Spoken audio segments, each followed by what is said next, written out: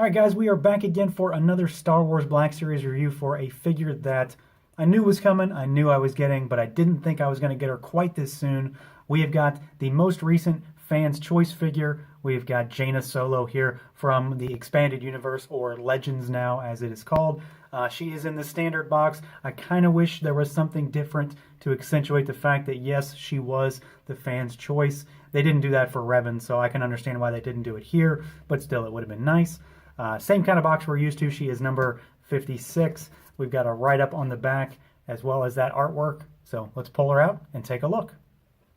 So here she is out of the packaging, and I gotta say, I have been looking forward to getting her. She is obviously a different, unexpected character that I never really thought we were going to get in a 6-inch scale. And whether you agree or disagree that she should have been the Fans' Choice, she wasn't my choice personally.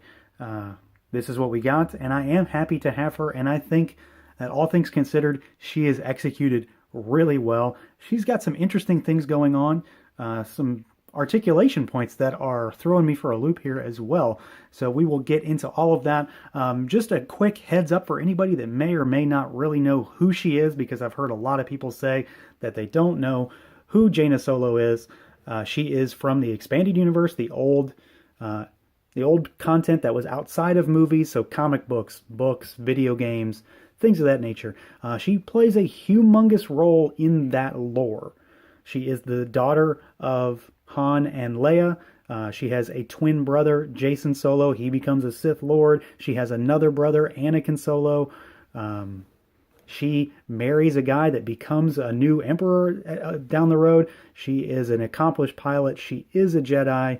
So there's a lot going on with this character, too much that I could ever begin to talk about. You could probably spend a full day reading her Wikipedia page. So if you're interested, give that a look. But let's dig into this figure here. And we're going to start with articulation, because that's got something that's kind of throwing me off here. Not in a bad way. So we'll take a look at that. Head can swivel. She does have up and down. The hair is obviously going to get in the way. It's just the nature of the sculpt. It's not too bad, though. It doesn't really impede it that much. Arms can go all the way up, all the way around. There is no bicep swivel.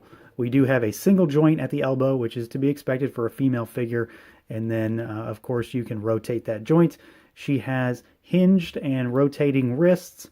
We have a diaphragm swivel, which really goes all over the place. So that's really good. But what's weird here is she has an ab crunch. And, you know, someone correct me if I'm wrong. I do not know that there is any Black Series figure that has one like this. I don't have all my figures on the shelf, so I can't look at them all right this minute. But any figure that I've looked at does not have a joint like this. And it really, really helps. I mean, she can bend all the way forward and swivel at the same time. If you really needed her to do that, so you could, I don't know, maybe get her into that First Order TIE Fighter if you really needed to. So that's interesting. It's definitely a difference. Legs can go pretty much all the way out. They could go all the way out except for the straps. They're obviously in the way. They can kick all the way forward and pretty much all the way back. Thigh cut, double joints at the knees. She goes all the way back. There's nothing at the boot. We got a rocker, like a forward-facing pin down in there, and a hinge. So pretty decent movement all the way around. And then we've got that good crunch diaphragm joint that really lets her move all over the place. Now, as far as the sculpt on this figure goes, there is quite a bit going on here as well. She is, as you can see, she's in a flight suit. So we do have all of the straps and the tubes and the chest box going on. She's got a very, very detailed belt with a holster. She does come with a blaster that we'll get to. And in general, I think the look that they went for here is pretty good. Like I said, she is an accomplished pilot. She's a Rogue Squadron pilot in the Expanded Universe or Legends canon. So there were a couple different choices they could go with for this particular character. And I don't think they made a bad choice here. There isn't exactly a 100% set look for this character. So they kind of had to pick and choose what they wanted to do. So I'm glad they went with this. It's visually striking. She looks similar yet different to figures, so she could stand alongside, you know, some Resistance pilots or with your X-Wing Luke, for example, and she wouldn't look too out of place for people that don't necessarily know who she is. Big thing for me, though, for this figure is the head sculpt, because Ideally, you want kind of a mix of Harrison Ford and Carrie Fisher, and I think they actually did a pretty good job here. This figure, however, and I'd say however, but it's not a bad thing, she looks like Denise Richards to me, and I'm not convinced that that's not what they intended to do here, because I do know that the original artwork for the box had to be scrapped because it looked too much like a specific and well-known actress, and I think that's what it was. I don't have any confirmation on that, but I think that's what it was. It's not a bad thing. But I think that the face looks really, really good. This is probably one of the better examples of a face sculpt that we've got that is pre-face printing tech that we'll be getting in 2018. So, just imagine if they all looked this good up to this point, we would have a lot of figures that actually looked a hell of a lot better than they do now. So I think they did a really good job here. You can see they went with a kind of a smirking face to give her that kind of Han Solo-y kind of look, where, she's kind of cocky, and that fits the character. So I'm very, very happy there, and the paint applications on the face are pretty well done. We've got straight eyebrows, really forward-facing, straight eyes, well-painted lips. We've got a little hair tie that's painted on the back. And then there is obviously a lot of paint on the body, on the flight suit, and I just don't have any issues with any of these paint apps. I think the lines are straight. I think the color choices are really well done, and there's a lot of different colors going on here. We've got kind of gunmetal for the boots. We've got the same kind of gunmetal for the straps, and even those straps aren't necessarily all the same. This strap is different from this strap. There's silver on the buckle. We've got 4 or 5 different colors on the chest box. We've got the yellow pinstriping on the jacket and on the pants, and I'm really hard-pressed to find a problem with this figure in terms of what they did to make her kind of, just stand out from the crowd, while at the same time, again, having a very much Star Wars look for a character that really isn't one that your average fan is going to know about.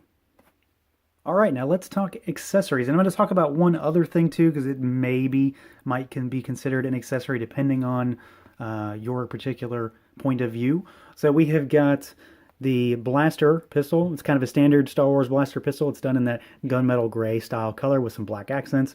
Pretty basic, but I like it. It matches her look. We have got her lightsaber. She is a Jedi after all. It is also done in that gunmetal gray with the black accents. Removable blade. It's got a clip to holster it on her belt. Obviously, if you haven't already noticed, it is purple in color. That is a unique thing for the series so far. I like it. I think it fits her really well. Something about that really goes well with her overall look. So I am perfectly fine with that. She is a pilot, as I've mentioned, and as you can see with her outfit on. We have a helmet, and this is similar to the other helmets we've seen so far. It's cast in a translucent yellow plastic, and then it is painted over top. There is obviously a lot of black going on here with some white down the top and through the back with a lot of weathering. We've got the Rebel insignias on there, and it is just big enough that it fits on her head without going on with any trouble, and it comes off just fine as well. I don't know that I'm ever going to really display her with it on. I'll probably have it with her, but because I like the head sculpts enough that I don't really want to cover it up. But it does look really nice, and it fits her quite well. So we got those. Those are the traditional accessories. Now there is another thing about this figure that I kind of thought might be better off talking about with these stuff, because it could be considered an extra and you can remove it and change the figure altogether. So that would be her flight suit. So it is pegged up here at the shoulders and on the back, and you can, with enough finesse and finagling, pull it off, and all the straps come with it. There we go. I made that look probably harder than it needed to. And at that point, you have essentially gotten yourself a different figure altogether. Again, I don't know if I'm going to display her this way. I'll probably keep this on at all times. But realistically, when you think about it, this could be considered another accessory because it's an extra part of the figure. It transforms her into something different. So you've got kind of the pilot Jaina, and then you've got maybe just, casual Jaina, Jedi Jaina. And it again has that same kind of black look with the pinstripes that runs all the way down the figure. And just, I don't know, she looks just as cool this way to me as she does with the flight suit on. So take your pick. So I think it's pretty obvious that I absolutely love this figure, and honestly, I like it more than I was expecting to. From the minute I saw her, I knew that this was going to be one that if they executed her correctly, I was going to like it, and I think they really did. There's a lot of cool paint apps on here, good articulation, good sculpt, good head sculpt. The idea of having her flight suit be removable and have, two different looks for her is really nice. It's a good selling feature. We've got 3 solid true accessories if you don't count the flight suit, a nice looking saber, a good pistol, and a good helmet. I don't have any real faults with this figure, and I think that even for people who don't know who she is, this will make a welcome addition to your collection. So that is going to do it for this look at the Star Wars Black Series Jaina Solo figure from Hasbro. Feel free to like, comment, subscribe, and share, and until next time, guys.